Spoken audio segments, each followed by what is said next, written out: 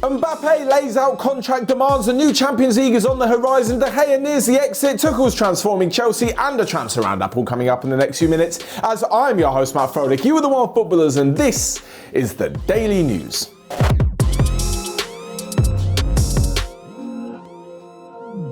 So first up, and Kylian Mbappe has apparently laid out his contract demands on the table to PSG, and well, he wants a lot of money. So much, actually, he wants parity with Neymar at the club of around 35 million euros per year. I haven't quite done the maths in my head at the moment, but it's around 3 million per month, which would then be around 800,000 per week, something like that, 750,000 per week.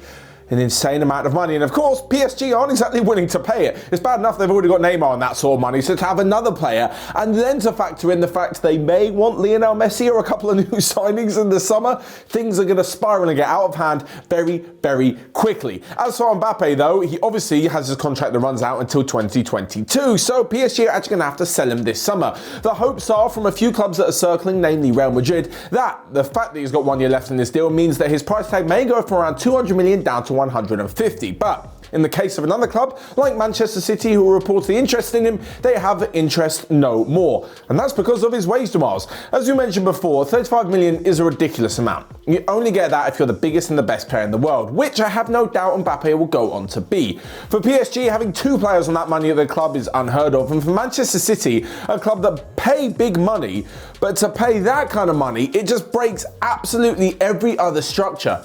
Imagine if he doesn't play so well. Imagine if another player in the team outscores him or does as well as him or something like that. You can't have someone, let's take someone like Aguero, who's probably on 250k a week. You can't have him just being like, I'm doing as good as Mbappe, so I want my 700,000 per week. It's just going to cause all sorts of havoc within the wage structure, and you can see why Manchester City don't want to go ahead and do it. Having said that, if they don't want to sign Mbappe and they do want to bring in a new striker, there are reports that the other two players on their list are Erling Haaland and Romelu Lukaku, who, whilst not costing 700,000 to 800,000 euros per week, are still going to cost a lot of money. So it's not exactly like they're trading in an expensive deal for a very, very cheap deal. Haaland or Lukaku at this rate, we're probably looking at somewhere around 3 to 350 grand per week. Anyway, moving on to the news that we all did not want to hear. The Champions League is changing. Now, I'm all for change. Like 20 odd years ago, whenever it was, they decided to do a bit of a better group stage. This is after the formatting of 1992, but then there was a reformatting, I believe, around the turn of the year. Anyway, that was fine. We know and we love the Champions League today, but why are they going to change it so drastically? Apparently that is what is happening, all under Andrea Agnelli, who is the current owner at Juventus, but also on the board at UEFA, and things are going to change. So, the Champions League, and apparently it's going to be sorted out soon and come into play from the 2024 season, is going to involve teams playing 10 other teams, all of varying strength and quality, and that table is then going to decide who goes through to the knockout rounds. On top of this, he doesn't want as many games to be played in domestic leagues because he thinks 20 teams is more than enough, apparently. He also thinks that there could be a subscription to watch football matches only for the last 15 minutes because people don't have a long enough attention span. That was absolutely bizarre. And also, he doesn't want any three-figure, I think he means three-figure in terms of 3 millions before the millions of zeros that come afterwards, transfers between the biggest clubs in the Champions League, meaning that they won't be able to buy each other's players and that they will then go and pick the best players off of smaller teams in Europe. This is just a nightmare. This is literally putting the biggest teams in possession of a load of money and saying they can only sign the best players from weaker teams, which then goes and weakens them even further.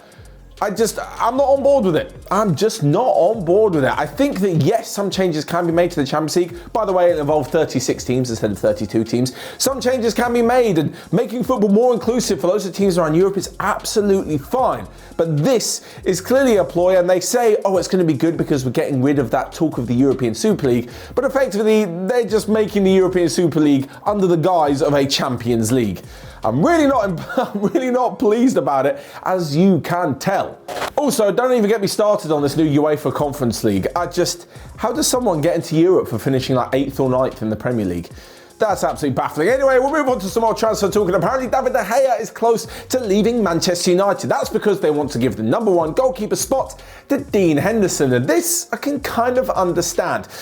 Now, here's where I think it gets a little bit confusing for Manchester United and David De Gea. The fact is, they have two very good goalkeepers. On one hand, they don't want to lose Dean Henderson, but on the other hand, they also don't want to lose David De Gea, who's been such a brilliant servant for the club and on his day is a fantastic goalkeeper as well. The thing is, at 30 years old, they're paying De Gea a lot of money, and at 30 years old, this is the last chance probably that they're going to have to get quite a bit of money for him. If they were to time down to a new contract, or even worse, pick Dean Henderson as number one and just have De Gea sitting on the bench, his value would decrease, and eventually they've got a very expensive goalkeeper per week, contract-wise, that they're paying to not play, and then another club's not going to be like, we're not paying a ridiculous amount of money for a goalkeeper that doesn't even start. So they should get rid of him, because on the flip side of this, if they were to let go of Dean Henderson, he'd more than likely go to a rival in the Premier League, and that is not very good news. Can you imagine if they let him go to, like, I don't know, who needs a goalkeeper?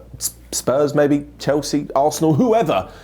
Liverpool even. Can you imagine if they let Dean Henderson go and he goes on to be this fantastic English goalkeeper that we know he's capable of being and that he's shown? He's got 10 clean sheets in 15 games this season. That would also be an absolute nightmare for United. So personally, I think despite the fact that De Gea is a good goalkeeper, they're going to sell him, get a bit of money, and then instill Dean Henderson as the number one. And the fact that he's so young means he can be the number one for the next 10 to 15 years at the club. Moving on though, and to a quick roundup of last night's action, as Thomas Tuchel is really doing wonders at Chelsea. In fact, he has broken a record. He is the first manager in Premier League history to come in and not concede a goal in his first 5 home games. Last night was a 2-0 victory against Everton, which not only took them back to 4th place, which not only stopped Everton from getting some points in the Champions League, but also saw the reemergence of Kai Havertz. He hadn't started the game since the end of January. Tuchel put some faith in Havertz and he repaid it with a fantastic performance. If they can get him firing, I've no doubt that Chelsea will be able to secure a top 4 finish.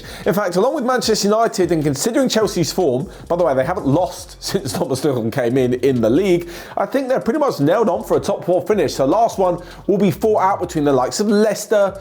I still think Liverpool can turn things around, Spurs and West Ham, who currently sit in 5th after beating Leeds 2-0, and their season just goes from strength to strength. So much so that apparently they're going to offer David Moyes a new contract because there are a few glances from bigger teams who may want to sign the Scottish manager up.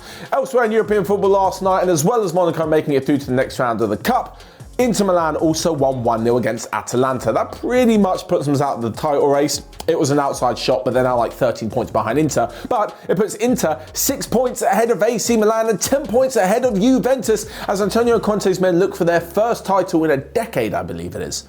Lastly then, in the quick roundup of the rest of the day's transfer news, where Alexander Lacazette's agent has apparently been talking to the likes of Atletico Madrid, Barcelona and Juventus to try and drum up some interest in the French striker. Elsewhere, Diego Costa has been offered a contract with Benfica worth around 2.6 million euros per year. Edison Cavani looks closer to leaving Manchester United in the summer, signing a contract with Boca Juniors in Argentina. And lastly but not least, Juan Laporta is the new president of Barcelona. We discussed that on yesterday's Daily. And one of his first orders of business is sitting down to talk with the agent of David Alaba as he looks for a move for the Austrian. So there you have it then. That's all from me for today. Make sure you let me know your thoughts below. Check out everything else we've got going on. And until next time, I will see you guys later.